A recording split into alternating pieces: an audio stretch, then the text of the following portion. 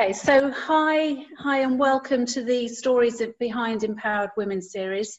Anne-Marie, you're Anne-Marie Marchant, and I've actually asked you to write an article for our newsletter in the past, and I was really intrigued by what you wrote for us then. So just introduce to the viewers what you do, and then we can dive into your story. So what is it you actually do and help people with? Hi Amanda, yes, thank you. What do I do and how do I help people? It's really actually very simple these days for me. It's helping people to align to their natural connection to source, from the heart really as well. And with that, it helps people to get clarity on what they want in their lives, and embrace their gifts, their talents, and actually the message that they have. We've all got a message, haven't we? And that's really what I want to help people to get out there, but also to come back to a place of self-acceptance, and realizing how magnificent each one of us are, because we are. And for many of us, we play very, very small.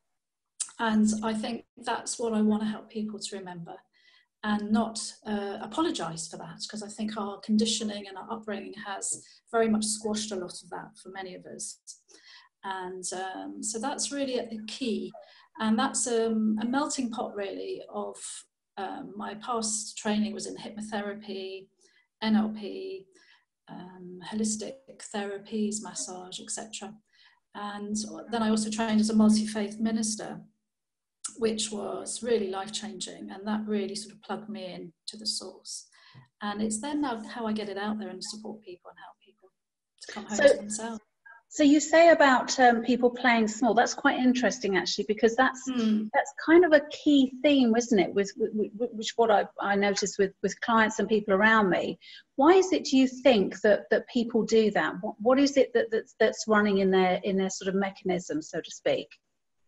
It's a combination of things, but I think at the core is we basically don't think we're good enough, and that's because we separated, I believe, from the source. Again, whatever you want to call that, God, divine, angels, universe.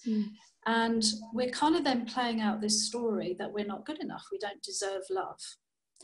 And then that's kind of reinforced in our upbringing, because our parents, society, teachers, etc., are sort of playing that out as well. And there's no blame there. And we're just carrying on the baton of past history and past kind of misbeliefs, really. And so I think now many of us who are kind of waking up, I really do see it as an awakening. We're the ones kind of taking the choice to look at those old stories, undo those stories, undo those beliefs, and actually step up. And yeah, this is who I am, and it's okay. So it's I believe it's a combination of things, but at the core, it's our separation from the source. That's what I believe. That's really interesting, isn't it? I think that's the thing. We can do all the work on ourselves, but if we don't have that faith and we don't have that connection to source, then there really is no understanding of our full awareness of who we are. Isn't that is that correct? Yeah. Okay. I would say so. Yeah. So what actually led you to be fascinated with this particular area of work? What is it about that? Yeah, I think like many people, Amanda, we get to a rock bottom, or we have a tragedy or something that shifts in our lives that we just realise I'm not happy or fulfilled, or something's just not working. For me, it was a combination of things, really. I don't want to go great depth because I could be here for hours. But I think it was bereavement. My brother and his partner died in a car accident, and their son was in the car. So he was orphaned, but he also had frontal brain damage. So there was it was so much going on at that time. My son was very young as well. I couldn't deal with the grief. I didn't know how to express it. I was angry. I'd gone into victim, and I was overwhelmed. So I shoved it all in because I didn't know how to deal with it. My father had died a few years previously, and I kind of got on with life okay. So that was a real catalyst for kind of the start, if you like. A few years later, I had what I call something called the falling. which happened in my bedroom. I was really probably quite stressed at the time, 2 young children. And I had this experience that I felt I was about to fall off a cliff into my death and die. It felt real, yet I was only in my bedroom. And it really, really scared me. Yeah. And I don't know quite what I said or how I said it. It was something like, I cannot do this anymore. I've had enough. Or something, you know, help me or something. Yeah. Then I pulled myself together, as I did, you know, had this mask, many masks that I wore, and got on with life. But something heard me, and unbeknown to me.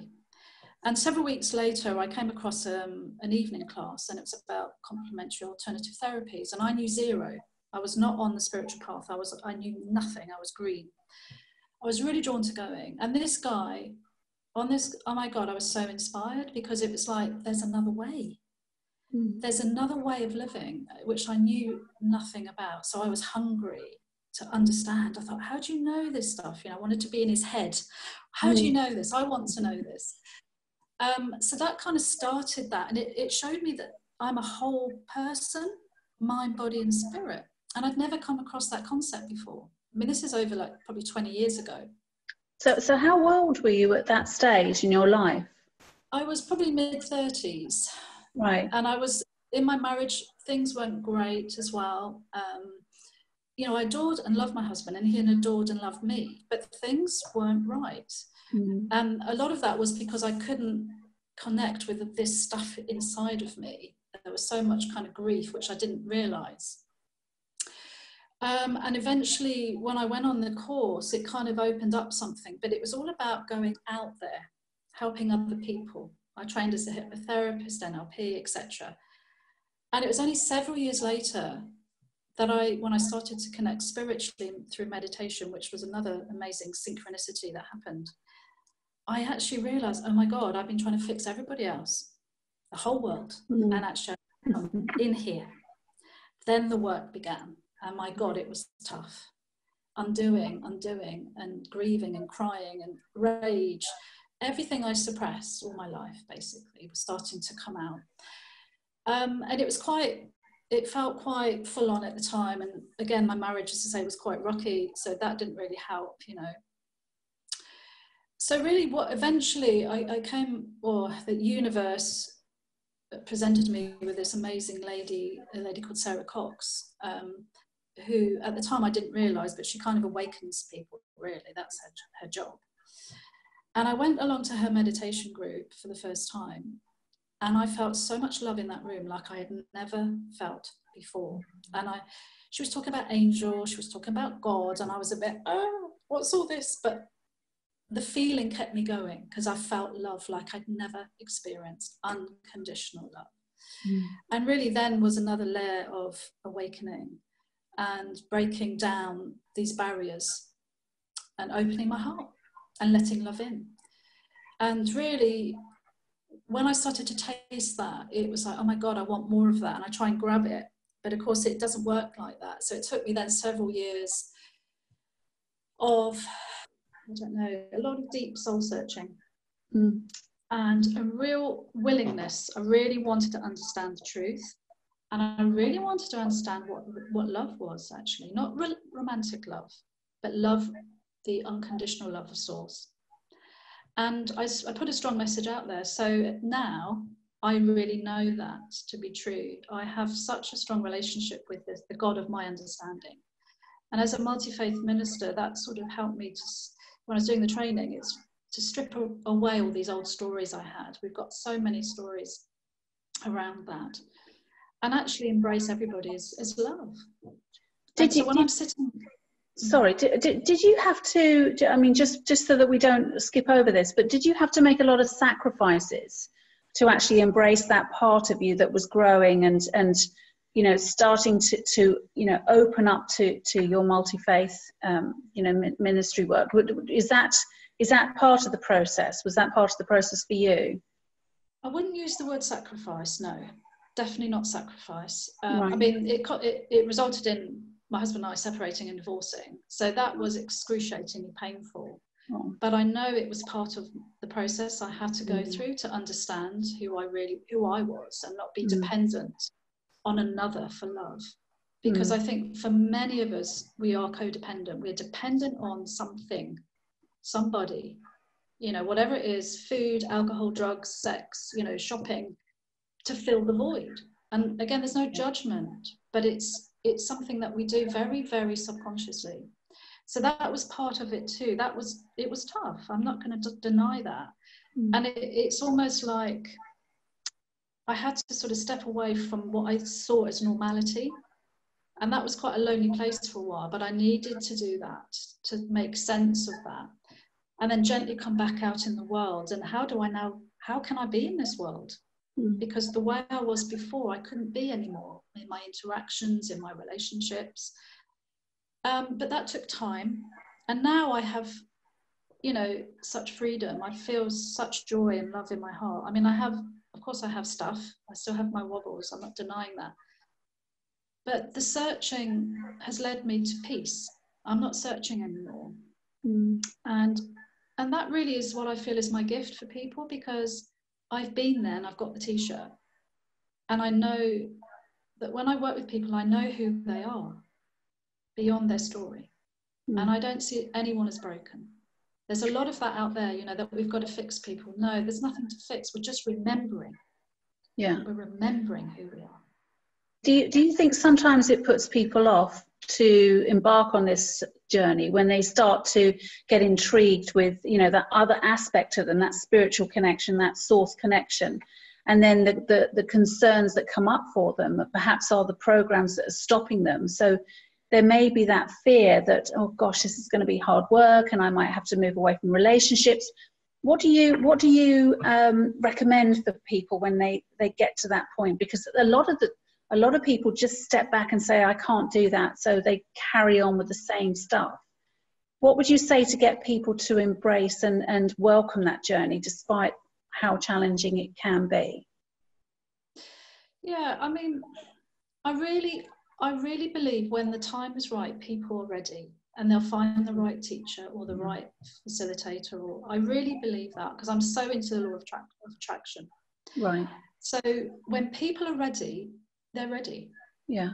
And so for me, I suppose it's holding their hand in a way and saying, yeah, there's going to be some good days, some bad days, but you know what? The journey is worth it. And I believe that if they've come to a particular teacher or particular practice, whatever it is, they're ready. And there's no accidents, you know, when people come together. You know, when I met the lady I told you about, Sarah, that was no accident. No. The universe got that. I wasn't part of that. The universe brought us together. But what, as I say, kept me going was the love I felt in that room from her and from the energy. So I think a lot of this is about a feeling. When people, you know what it's like when you resonate with someone, you just know and you don't know why. Yeah. And I think that's what I say to people, you know, what is your heart really wanting? How can you, because we can all focus on what we don't want. Yeah. Right? Which is what I did a lot. Yeah. Because I've come a lot further now. I can help people actually focus now. What do you want? Let's focus on that. Let's create heaven on earth together. So I suppose it is, you don't have to go to the depths of despair like I did. It doesn't have to be that way. That was just my way. It can be a more joyous experience. I think things will fall away because that's inevitable. But when you explain to people why that's happening, and it's about energy, it's not personal, it helps people, it helps soften it. And I think also when you've got someone there that's holding you in love, holding your highest intention, which people did for me, they held the vision, even when I didn't know what that was, that it's possible. And I hold that vision for them. So I think that helps soften it, because they think, oh my gosh, if she can do it, and if that person can do it, because that's how I felt when I met Sarah. I thought, well, if she can do it, look at her, how she's living her life now, I can do it. So I suppose it's living it. Yeah, absolutely. It's living it and being the best version of me then inspires other people to be the best version of who they can be. So I guess, I mean, it's really interesting when we look back at, you know, when we were younger, that there was very little that we coincidentally would bump into that could help us to waken up to this kind of practice. And I think a lot of people now are very lucky because there are so many facilitators out there, and I'm not talking about people who have done a course and got the and got the accreditation for it. I'm talking about people who are the experiencers, and I like this is why I have this series, because I want to find the story behind the experiences, because that's what makes people go through long-term change. So what sort of people do you work with, Anne-Marie? Do you have, are they men, women? Are they particular, looking for particular solutions? What's your common denominator, or do you have a varied client base? I don't think what I'm going to say is, again, it comes back to law of attraction, because people are ready. They've had enough. That's it. And I'm not searching anymore for people to come to me. I know they'll come if they need to. Yeah. And so, before I was always goal orientated. I've got to get people, I've got to find people. I don't do that anymore. I've actually stepped way back. And I do trust that when people are ready, they'll come, because I put out there myself a few years ago, I only really now want to work with people who are ready to do the work. And that's no disrespect to anybody else. I've helped people, a lot of people in the past. But I think for me, I know how empowering this work is and how inspiring it is. So I want to work with those people really who are ready. So that can be anyone from a teenager to a 90-year-old. It's just someone who's ready to awaken and to find another way.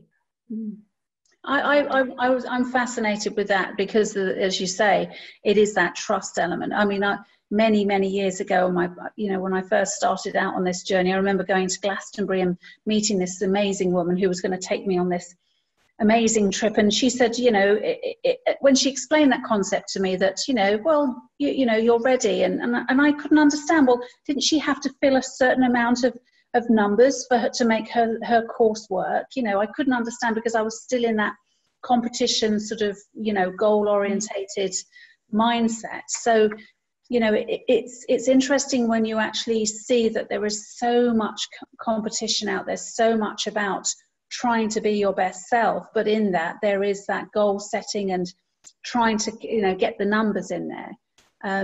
But this works, and I see it time and time again, and it's fascinating, isn't it, how, as you say, magnetically people come to you when they're ready. Absolutely. I mean, for me, Amanda, when I was doing a lot of the deep work, it was hard.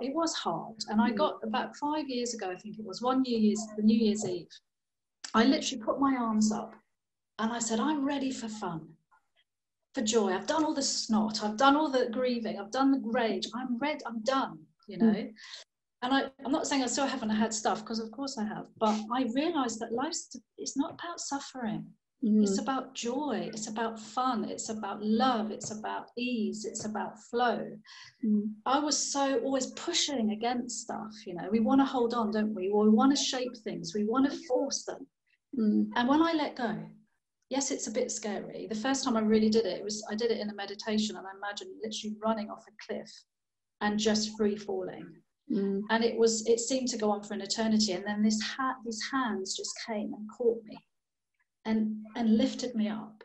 And since then, it was like I never felt that fear again of letting go, because I knew I would be caught.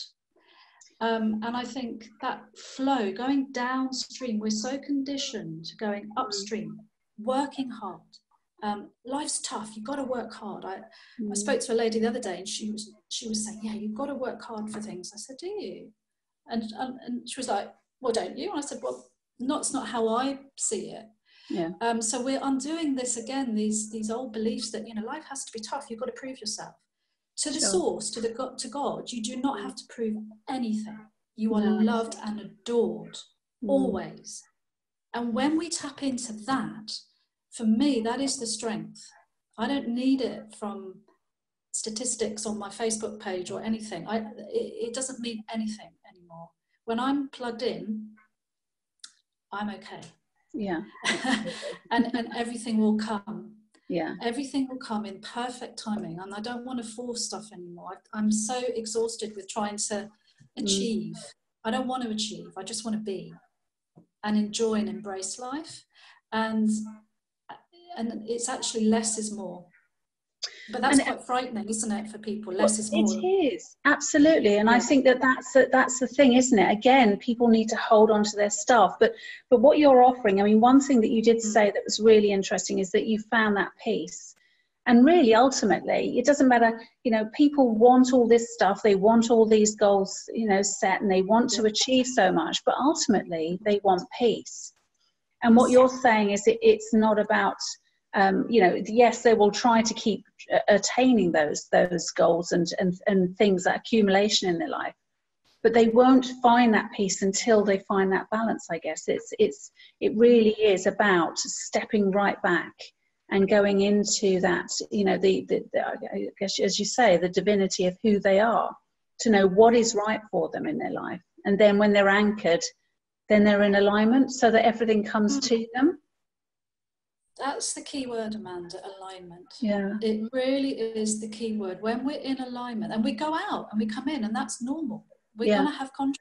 It's not sitting feeling wonderful all the time. That's not the way it is. We have our contrast, Yeah. But instead of that being an issue, we can see it as a gift. You know, when all this stuff happened to me, I was the victim. It's happening to me. But when I could start to turn that around and see it as a gift, so that's what I don't want, like I was saying earlier. What do I want? And for a while, I didn't know what I wanted. So therefore, the universe couldn't deliver it. I was confused. So therefore, there was confusion in my life. Sure. So once we start to get clarity and actually begin to gently focus in that direction, it has to change. It's the law. It's the law of attraction. It can't not happen. So that's what I help people to understand. I get them to look at the science behind the quantum physics behind energy and how like attracts like. And it's not personal. So you're not being, you know, God's not pointing a finger. When you were 6 and you did that, you're a bad person. And when you did that, there's none of that going on. Because many of us carry this shame and this guilt. And a lot of it is very, very subconscious. And that's what's the baggage, a lot of it. That's what's holding us back, you know, because we're not good enough this, we're not good enough that, I should have done that, I could have done that. It doesn't have to be that way. And that's really, it's so simple once you can get that. And it's the trusting the process. So you guide people, you work with them one-to-one, I take it, and do you run workshops? Do you teach people this concept? I do. It's really my passion, Amanda. I'm finding that teaching and facilitating is such a joy for me now. I used to be so shy. Public speaking was like the worst thing you could have ever asked me to do, right? How I do it now, it's been an amazing journey, but I love it now. It gives me to see people getting that light bulb moment, or that, you know, and they can relax and sit back. You think, that's a gift, and I love that. So I do one-to-ones.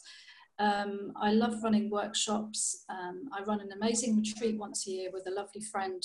We've combined the law of attraction with something she does called vital developments, which is a dance and movement practice. And we called it Vital Attraction. It's fabulous. It's so, the transformation, I can't tell you. And we go very deep, but we also have a lot of fun. And I think that balance is what it's about. It's not all doom and gloom and, oh my God, that happened when I was a kid. We might touch on that, but then let's again move forward. Let's embrace life. Let's be in this body and celebrate life. And I think appreciation and celebration of that will bring more.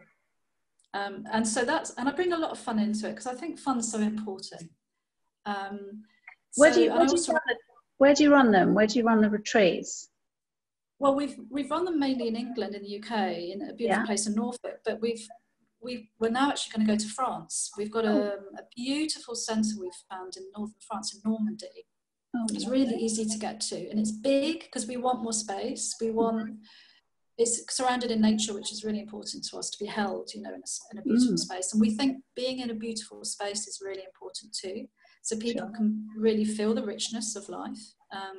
So the one we're going to be running in April is in France. It's a beautiful centre. It's called the Mill Treat Centre, Lovely. and it is beautiful. And I think I love that now. I love being in places that are rich. Oh yeah. You know, in artwork, in lots of things. You know, nature, textures, feeling really looked after in a space. You know, I think that's really important. I think that that's true, because you're being held in that environment that actually supports that transformation is key, isn't it?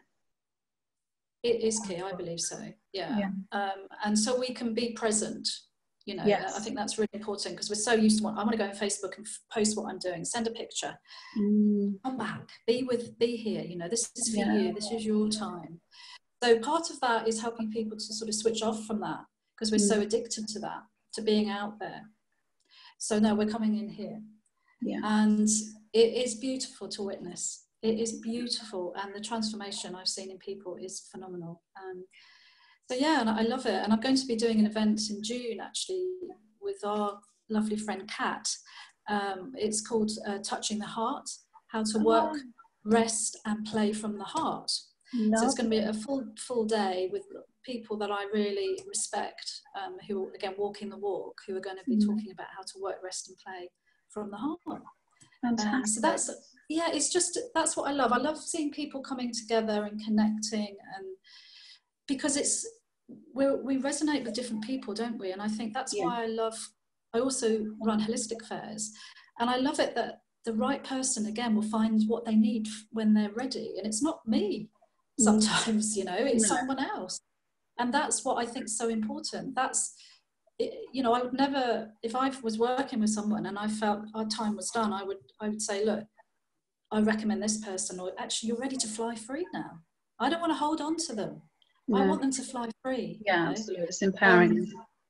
It is. And that's what I love to do. I like to, and I seem to be quite good at connecting people, you know, to the right person as well. That seems to happen, you know, in the workshops and the events that I run.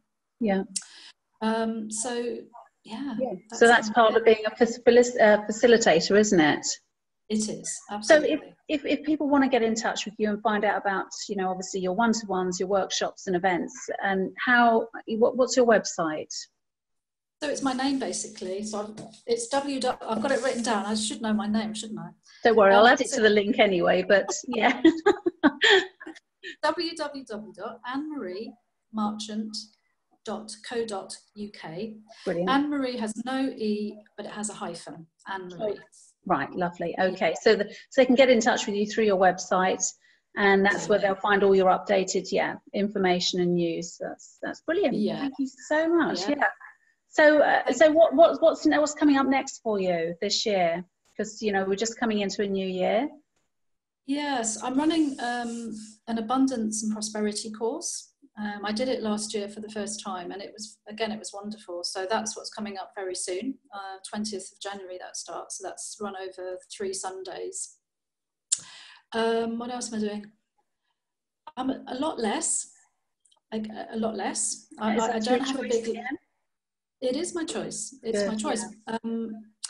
But so it's kind of just, again, I'm really going with the flow. My priority is me, looking after me. And I want to just share this little quote. Yes. I read it yesterday, right? And I think it kind of sums up where I'm at, and I hope people will resonate with it. It's from Howard Thurman. Don't ask yourself what the world needs. Ask yourself what makes you come alive. And then go and do that. Because what the world needs is people who have come alive. So that's what I'm doing. Yeah, I'm You're so right. Yeah. It's amazing, isn't it? I mean, you can actually see, you immediately know when a woman or a person is actually alive and really living their purpose. And it's incredibly interesting living in London, how very insular everybody is, because everybody's got to get to somewhere and they're very focused on what they're doing, or so in their phone and Facebook and whatever. So it's even more condensed for me here, viewing it from an outer perspective.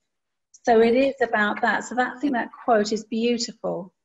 So thank you for sharing that with us. Well, for me, it sums it up, because it's what more do we want? You know, that's how, when I did my training as a minister, we sort of used the Gandhi quote a lot: "We are the change we wish to see in the world." Yeah. And that really, for me, is it. That quote as well pretty much sums it up. We are the change. So that's what I want to be. I want to just radiate that as much as I can, be as true to myself. And how that unfolds, you know, I am letting go of that. I'm trusting that the universe will deliver the right way for me. But yeah, the one-to-ones are a great joy for me, and the events. I've got a holistic fair in April, which is local to me in Sussex. I love doing those. And then the wonderful event in June, which I think is going to be amazing, actually. So and that's the retreat. Yeah, oh, it sounds fantastic. The retreat is in April, but the Touching the Heart is in June. So it's right. That's in Brighton. Cat Biles, brilliant. Well, she's one of the ladies that will be there, and we're also going to have the amazing singer Lucinda Drayton. I know Lucinda. I introduced her when I was on My Spirit Radio as a presenter. I introduced her. I went to a Bliss concert. It is, and I saw it in a church hall, and the acoustics. And I just was transformed. I was mesmerized by her. And I went back to the radio station. I said, "You've got to listen to this." And they started playing their music. Oh my God. And I've used a lot of her music in meditations as well. Yes. Fantastic. Oh my gosh. Well, I've run 2 events with her called the Love Seminar, which have been a whole day again. But this one that's going to be in Brighton, she's going to, in the evening, do her concert and then a meditation. So that will be rounding off the day. But in the day, there's just going to be some amazing speakers who are, so we can find out all those details on your website, can't we? Everything will be there. Unfortunately, the Touching the Heart isn't on my website yet. Right, but it will be at some stage.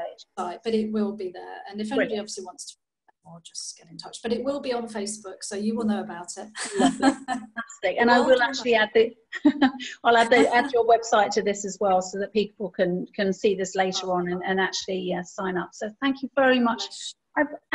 This is fantastic. And now actually you've inspired me. I'm definitely coming along in June. That's definitely a date in my diary. So that's going to be bliss, absolute bliss for me. And it'd be nice to meet. Yeah, it'd be nice to meet in the flesh, isn't it? We have these amazing connections online, but to meet someone in the flesh is always wonderful too. I know, absolutely. Thank you so much. It's been a great pleasure. Well, have a lovely rest of your day, and thank you for coming in and sharing your story.